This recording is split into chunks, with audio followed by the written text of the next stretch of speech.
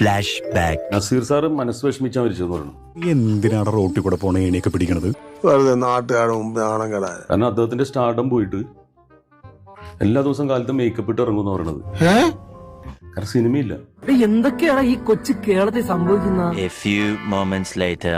വളരെ വൈകിയാണ് ഞാനൊരു വാർത്ത ഞാൻ കണ്ടത്. കാരണം നസീർ സാറിനെ ഞാൻ മോശം പരാമർശം നടത്തി എന്ന് പറഞ്ഞിട്ട്. ഇല്ല the God of Malayala cinema, the legend of Malayala cinema, Naseer സാറിനെ ആരാധിക്കുന്ന ലോകത്ത് ഒരുപാട് പേരുണ്ട്. അതിലുൾപ്പെടുന്ന ഒരു ചെറിയൊരാളാണ് നസീർ സാർ. എവിടെ കിടക്കുന്നു, ഞാൻ എവിടെ കിടക്കുന്നു. അപ്പൊ അത്രയും വലിയൊരു സ്റ്റാറിനെ മോശം പരാമർശം നടത്താൻ ഞാൻ ആരാണ്? ഒരു ഇന്റർവ്യൂവിൽ നിന്നും അടർത്തിയെടുത്ത ഒരു ചുരണ്ടി എടുത്തിട്ട് ഒരു ഭാഗം എടുത്തിട്ട് തെറ്റായിട്ട് അത് വ്യാഖ്യാനത്തിലൂടെ പല ന്യൂസുകളും പുറത്തുവിടുകയാണ് ഉണ്ടായത്.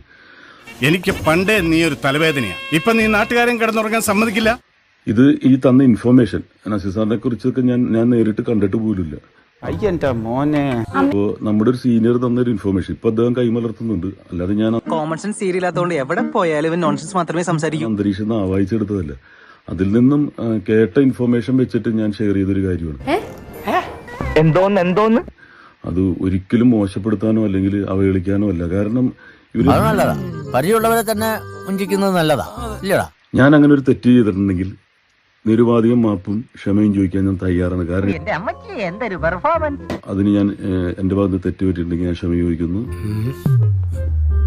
വെറുതെ ചിരിപ്പിക്കും. ആവേശം കൊണ്ട് ഓരോന്ന് വിളിച്ചു പറഞ്ഞ് തടിയേടാക്കണ്ട. പണിയെടുക്കാതെ ജീവിക്കാൻ നോക്ക്. തൽക്കാലം ഇത്രയും മതി.